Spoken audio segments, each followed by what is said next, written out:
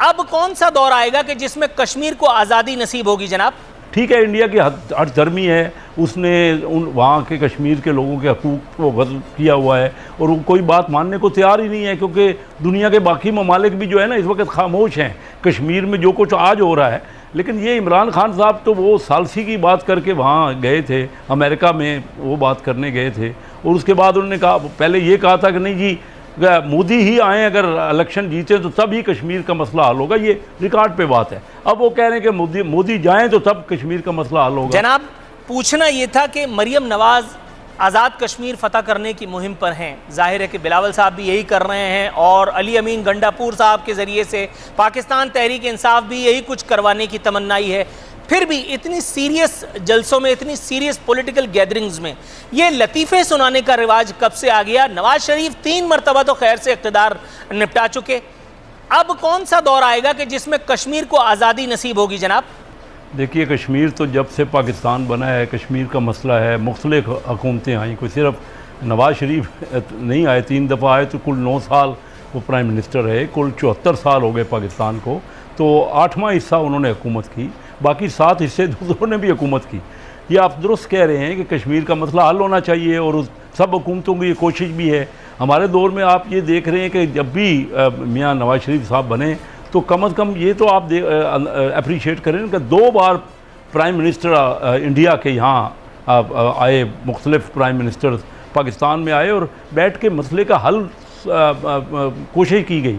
ठीक है, इंडिया की हर धर्मी है, उसने वहाँ के कश्मीर के लोगों के हकूक़ को गज़ब किया हुआ है और वो कोई बात मानने को तैयार ही नहीं है, क्योंकि दुनिया के बाकी ममालिक भी जो है ना इस वक्त खामोश हैं कश्मीर में जो कुछ आज हो रहा है। लेकिन ये इमरान खान साहब तो वो सालसी की बात करके वहाँ गए थे, अमेरिका में वो बात करने गए थे और उसके बाद उन्होंने कहा, पहले ये कहा था कि नहीं जी मोदी ही आए अगर इलेक्शन जीते तो तब ही कश्मीर का मसला हल होगा, ये रिकॉर्ड पे बात है। अब वो कह रहे हैं कि मोदी जाएं तो तब कश्मीर का मसला हल होगा। मुझे तो इमरान खान साहब की समझ नहीं आती। देखिए, तमाम हुकूमतों का मामला है, कश्मीर का मसला हल होना चाहिए और अभी तक नहीं हुआ तो उसमें बिल्कुल पाकिस्तान की मुख्तलिफ हुकूमतें शामिल हैं और हम सबको मिल के हम अपने नुमाइंदे लाते हैं, प्राइम मिनिस्टर इलेक्ट करते हैं लोग। तो कश्मीर का मसला कोई इतना आसान नहीं है, ना ही OIC इस्लामिक कंट्रीज़ देखिए हम उसकी भी सपोर्ट नहीं ले सके थ्रू आउट ही। और ये इंडिया क्योंकि एक बड़ी इकानमी है तो उसकी इकानमी की वजह से अमेरिका बिल्कुल ऑल आउट है इस वक्त अमेरिका के साथ। वो एक लफ्ज़ भी बात करने को कश्मीर को सालसी की बात ज़रूर उसने की, लेकिन उसके बाद क्या हुआ कि मोदी ने यहाँ आकर सारा कश्मीर को आके जम कर लिया और अपने आप में असम्बली में सारी अमेंडमेंट्स करवा दी। तो ये एक उलझा हुआ मसला है, लेकिन क्योंकि सर इस उलझे हुए मसले को जरा थोड़ा सा अपने तई सुलझाने की कोशिश करते हैं, थोड़ा सा खातिर जमा रखिएगा। महमूद मौलवी साहब, सर मरियम नवाज साहिबा की इस एक गुफ्तगू से क्या नतीजा किया जा सकता है? गोया कंफ्यूज हैं या मुझे कुछ ऐसा लग रहा है? मेरे ख्याल से आपने जो कहा इसके बाद मैं आपको क्या कहूँ, आपने इतने वाज़ह कर दिया चीज़ें जो जिसको कहते हैं ना बिल्कुल शीशे की तरह वाज़ह किया है आपने कि देखें ये सिर्फ वहाँ बैठ के बदकिस्मती से, हालांकि काफ़ी अभी मेरे ख्याल से अरसे से सियासत में है, और आप ये देखें ना इस किस्म के बयानात देना कि नवाज़ शरीफ आके कर लेंगे, जबकि मेरे ख्याल से देखें कैसर साहब यहाँ बैठे हैं और वो भी आज देखें बहुत सारी चीज़ें ऐसे होती हैं जो कि लीडर्स कह जाते हैं तो उसको जिसको बोलते हैं ना डिफेंड भी नहीं कर सकते आदमी, ठीक है ना। तो हकीकत ये चाहे कोई भी हो, मगर आप ये देखें ना आप उसकी डिफेंड क्या करेंगे, उसकी वजह कि 3 दफ़ा हुकूमत किया और उस 3 दफ़ा के हुकूमत में देखिए कश्मीर का सॉर्ट आउट होना तो दूर की बात, मेरे ख्याल से अगर आप तवारीख उठा के देखें तो इसमें तो हुआ ये कि वहाँ पे जुल्म और बर्बरियत बढ़ती चली जा रही है। और मैं कैसर साहब से ये एग्री करूँगा कि हमारे जो मुस्लिम ममालिक के OIC हैं और टर्की है, बहुत सारे ममालिक हैं, इसके ऊपर कोई बात करने को भी तैयार नहीं है। बदकिस्मती से ये है कि इस पे वो बात भी नहीं करते हैं। आज मैं कहूँ कि ये जो मुस्लिम ममालिक अगर ज़रा सा प्रेशर डालें तो कश्मीर के मसले को हल होने में देर नहीं लगेगी। उसकी वजह यह है कि देखें हमको एक मुत्तहद होके देखें ना कश्मीर का इशू को सॉल्व करना है। जब देखें फ़लस्तीन का होता है, जब भी मुस्लिम ममालिक एक साथ नहीं होती है, तो बस ये हमारी बदकिस्मती है, और इसके अलावा मैं क्या कह सकता हूँ। कॉन्ट्रडिक्शन है आपकी बात में कि अगर एक पेज पे ही नहीं है पाकिस्तानी यानी मुस्लिम ममालिक, मुस्लिम ब्लॉक जी, तो फिर कश्मीर का मसला हल होने में देर क्यों कर नहीं है? थोड़ा सा मेरे ख्याल है रोशनी ले लेते हैं चौधरी मंजूर साहब से।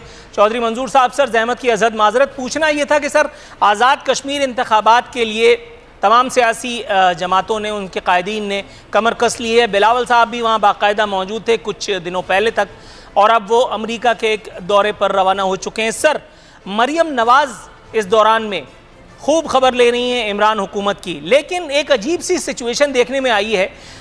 बिलावल साहब इमरान खान साहब की जितनी नज़र उन्होंने नहीं उतारी, उससे ज़्यादा नज़र उन्होंने पाकिस्तान मुस्लिम लीग नवाज़ और उसकी क़यादत की उतार ली है। सर, इस बारे में ज़रा कुछ इज़हार ख्याल फरमाइए। कश्मीर का इशू एक बड़ा इम्पोर्टेंट इशू है पाकिस्तान के हवाले से, और कश्मीर का इलेक्शन भी क्योंकि इम्पोर्टेंट इसलिए ज़्यादा हो गया है, ये पहली बार तारीख में हुआ कि उन्होंने कश्मीर को अनेक्स कर लिया 370A का खात्मा करके, और ये कोई मामूली बात नहीं है। पाकिस्तान 70-72 साल तारीख में इस तरह से नहीं कर पाया इंडिया जो इस वक्त हो चुका है। कैसर अहमद शेख साहब, सर मरियम नवाज के उसी बयान की जानिब आते हैं। सर, कश्मीर को मोदी की झोली में फेंकने का इल्ज़ाम आयद किया है। सर, मोदी किसकी सालगिरह का केक खाने के लिए आया था? अफगान पार्लियामेंट का वो जो भारतीय पैसों से तामीर हुई थी, नरेंद्र मोदी उसका इफ्तिताह करके वहाँ एक पाकिस्तान मुखालिफ तकरीर दाग करके किसकी सालगिरह का केक खाने के लिए आया था, जो उसको बाकायदा VVIP प्रोटोकॉल दिया गया था? जाते हुए उसकी वालदा के लिए शॉल्स रवाना की गई थी, आमों की पेटियाँ रखवाई गई थी।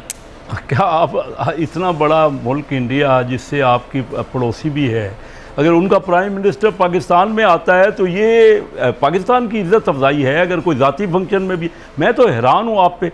आज मोदी साहब हमारे प्राइम मिनिस्टर का टेलीफोन अटेंड नहीं करते, तब आप नाराज़ हैं। और अगर वो prime minister all the way एक ज़ाती फंक्शन पे भी आए, कभी भी आपके कोई भी, आप हमारी जो रस्म रिवाज है सब कॉन्टिनेंट की, अगर किसी के कोई फंक्शन में या किसी के यहाँ, तो इज़्ज़त उसको दी जाती है ना।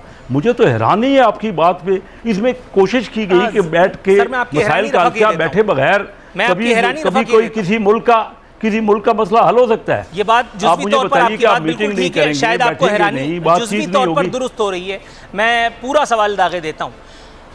सजन जिंदाल जैसा जो है एक आदमी उस वफ्द में उनके साथ आया था, अगर आपको याद हो।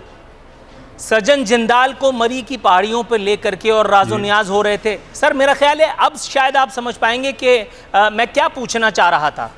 नहीं, मुझे नूरुल आरफीन वाकई आपके सवाल की, क्योंकि ये खामखा के प्रोपेगेंडे हैं। अगर प्राइम मिनिस्टर साहब को इतना भी नहीं बातचीत किसी से, दूसरे प्राइम मिनिस्टर अपने यानी पड़ोसी मुल्क जो कि अनफॉर्चुनेटली आपसे उसकी मुखासमत है, आपकी उनकी एक दुश्मनी हो गई है, तो मामला तो तभी हल होंगे ना जब आप आपस में बैठेंगे। या कोई और हल मुझे बता दीजिए, और क्या तरीका है? या किसी मुसलमान मुल्क को डालेंगे बीच में, और या अमेरिका को बीच में डालेंगे। तो जो कुछ करें आप उससे सबसे नाराज़ हैं। ना खुद मिलें, ना अमेरिका की कोई हम कहें कि वो समझौता करा दे, या चाइना करा दे, या कोई मुसलमान ममालिक करा दे। तो मुझे कोई तरीका बता देना। आज 74 साल तो हो गए पाकिस्तान को बने हुए, और हम कश्मीर का मसला हल करना चाहते हैं। मैं हैरान हूँ कि आप अगर यही करते रहेंगे, एक दूसरे का मजाक ही उड़ाते रहेंगे, यानी प्राइम मिनिस्टर लेवल तक अगर वो हमारे मुल्क में आ गए और हमारी उन्होंने इज़्ज़त अफजाई की, पर्सनल फंक्शन पे आए, उसके बावजूद आप कह रहे हैं चलो नहीं आए तो अब बता दीजिए, अब बात करके देख लीजिए। टेलीफोन तो उठाते नहीं है हमारे प्राइम मिनिस्टर साहब का। और ख़ुद प्राइम मिनिस्टर साहब ने कहा था कि अगर मोदी बन गए मैं उनके साथ हूँ इलेक्शन में। ये रिकॉर्ड की बात है कि अगर वो इलेक्शन जीत गए तो कश्मीर का मसला हल हो जाएगा। उसके बाद वो जाके अमेरिका में जाके सालसी की बात करते रहे।